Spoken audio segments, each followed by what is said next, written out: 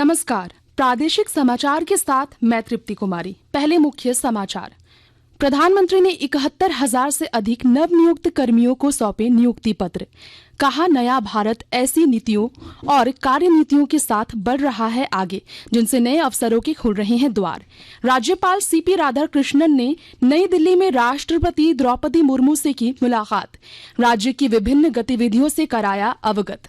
रांची के पूर्व उपायुक्त छवि रंजन के आवास समेत 22 ठिकानों पर ईडी की दबिश, कई दस्तावेज जब्त, एक गिरफ्तार। और राज्य में जल्द होगी 700 चिकित्सकों की नियुक्ति।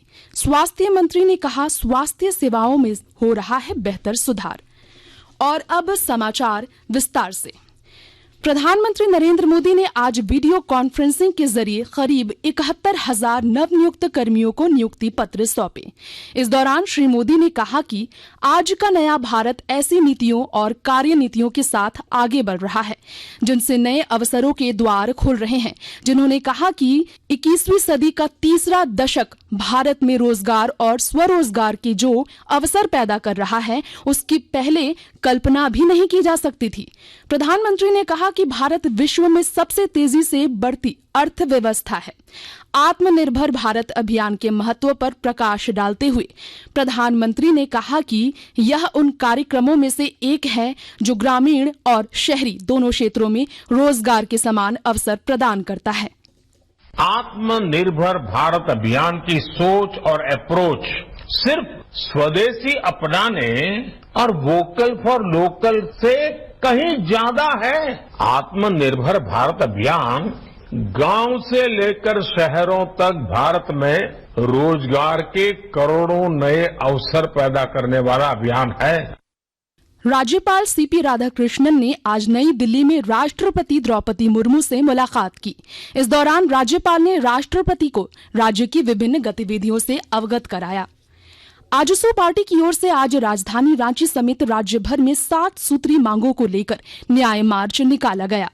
रांची में पार्टी अध्यक्ष सुदेश कुमार महतो के नेतृत्व में मोरहाबादी स्थित बापू वाटिका से समाहरणालय तक न्याय मार्च निकाला गया, जिसमें पार्टी के कई वरिष्ठ नेता शामिल हुए। इस दौरान पार्टी की ओर से उपायुक्त राहुल कुमार सिन्हा को 7 सूत्री मांग पत्र सौंपा गया। उधर राज्य के सिमडेगा, पूर्वी सिंहभूम और सरायकेला खरसावा समेत अन्य जिलों में आजसू पार्टी की ओर से न्याय मार्च निकाला गया। पश्चिमी सिंहभूम जिले के गोइलकेरा थाना क्षेत्र के हाथीबुरु जंगल में माओवादियों ने आज सुरक्षा बलों को निशाना बनाकर एक आईईडी विस्फोट किया, जिसमें एक पशु की मौत हो गई। इधर विस्फोट के बाद नक्सलियों के विरुद्ध चलाए गए अभियान के दौरान सुरक्षा बलों ने 5-5 किलोग्राम के 2 आईईडी बम बरामद किए, जिसे बम निरोधक दस्ते ने निष्क्रिय कर दिया। जिले के पुलिस अधीक्षक आशुतोष शेखर ने बताया कि नक्सलियों के खिलाफ लगातार चलाए जा रहे अभियान के कारण वे घबरा गए हैं और सुरक्षा बलों को निशाना बना रहे हैं। देवघर स्थित एम्स परिसर में निर्माणाधीन परिसर के बाहर रखे कचरे के ढेर में आज आग लग गई। इससे एम्स परिसर में अफरा तफरी का माहौल बन गया। एम्स के निदेशक डॉक्टर सौरभ वार्ष्णेय ने बताया कि निर्माणाधीन बिल्डिंग में काम चल रहा है। इसी दौरान वेल्डिंग की चिंगारी से बिल्डिंग के बाहर रखे कचरे के ढेर में आग लग गई, लेकिन समय रहते एम्स के कर्मचारियों ने आग पर काबू पा लिया। उन्होंने बताया कि अगलगी की घटना में किसी को क्षति नहीं पहुंची है। घटना के बाद एम्स निदेशक ने अग्निशमन से संबंधित कार्य और जलापूर्ति कार्य शीघ्र पूरा करने का निर्देश दिया।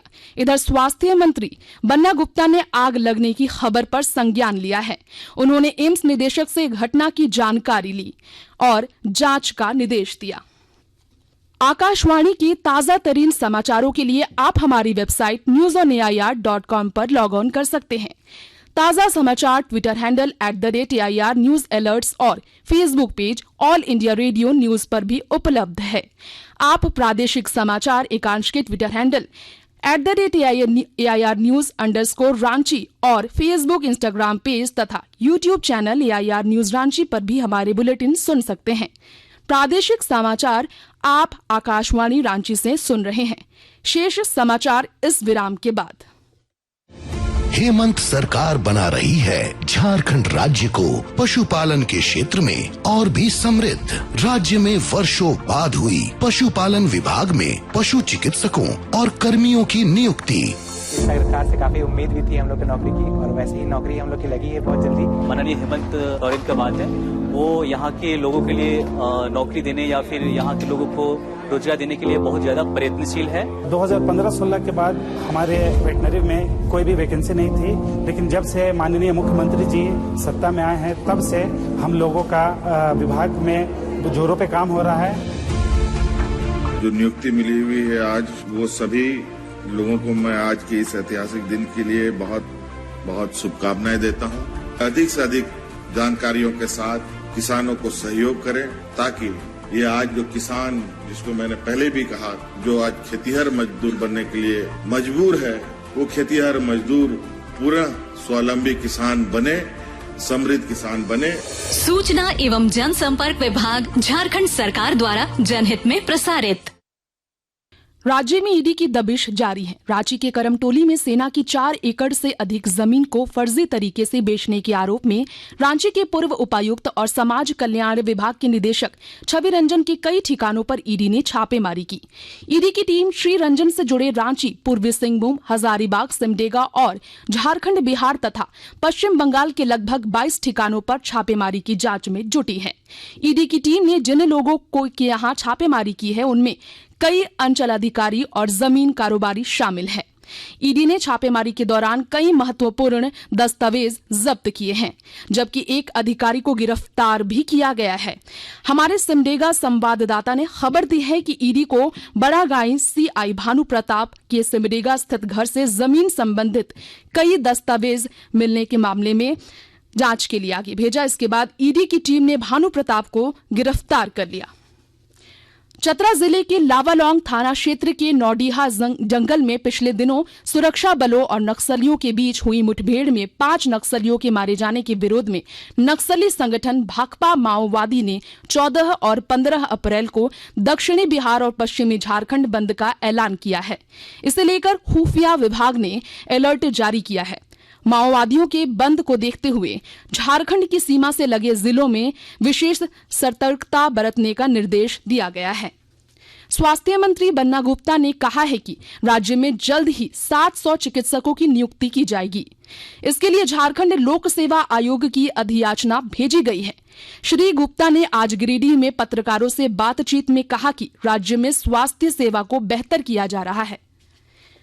प्रधानमंत्री नरेंद्र मोदी ने जालियांवाला बाग नरसंहार के शहीदों को श्रद्धांजलि अर्पित की है। एक ट्वीट में उन्होंने कहा कि जालियांवाला बाग में शहीद हुए लोगों का साहस और बलिदान आने वाली पीढ़ियों को प्रेरित करता रहेगा। राजधानी रांची समेत राज्य भर में गर्मी ने दस्तक दे दी है। रांची स्थित मौसम विज्ञान केंद्र के अनुसार पलामू जिले का अधिकतम तापमान 41 डिग्री पर पहुंच गया है। इससे लू चलने जैसे हालात बनने लगे हैं। तेज धूप के कारण लोगों को परेशानी का सामना करना पड़ रहा है। पिछले 2-3 दिनों में अधिकतम और न्यूनतम तापमान में लगातार इजाफा हो रहा है। मौसम विभाग केंद्र रांची के अनुसार अगले 4 दिनों में तापमान 4 से 5 डिग्री सेल्सियस तक बढ़ने का पूर्वानुमान है। भारतीय महिला पहलवानों ने कजाकिस्तान के अस्ताना में आयोजित एशियाई कुश्ती चैंपियनशिप में कुल 7 पदक जीते हैं। इनमें 2 रजत और 5 कांस्य पदक शामिल हैं। इसके साथ ही भारत ने महिला टीमों की रैंकिंग में 3रा स्थान हासिल कर लिया है। अंतिम पंघाल ने 53 किलोग्राम भार वर्ग में और निशा दहिया ने 68 किलोग्राम भार वर्ग में रजत जीता है। अंशु मलिक, सोनम मलिक, मनीषा और रितिका ने प्रतियोगिता में कांस्य पदक हासिल किए हैं। खेल मंत्री अनुराग सिंह ठाकुर ने एशियाई कुश्ती चैंपियनशिप में महिला पहलवानों के प्रदर्शन की प्रशंसा की है। एक ट्वीट में श्री ठाकुर ने कहा कि देश की नारी शक्ति हर दिन राष्ट्र को गौरवान्वित कर रही है। अंत में मुख्य समाचार एक बार फिर। प्रधानमंत्री ने 71,000 से अधिक नवनियुक्त कर्मियों को सौंपे नियुक्ति पत्र। कहा, नया भारत ऐसी नीतियों और कार्य नीतियों के साथ बढ़ रहा है आगे, जिनसे नए अवसरों के खुल रहे हैं द्वार। राज्यपाल सीपी राधाकृष्णन ने नई दिल्ली में राष्ट्रपति द्रौपदी मुर्मू से की मुलाकात। राज्य की विभिन्न गतिविधियों से कराया अवगत। रांची के पूर्व उपायुक्त छवि रंजन की आवास समेत 22 ठिकानों पर ईडी की दबिश, कई दस्तावेज जब्त।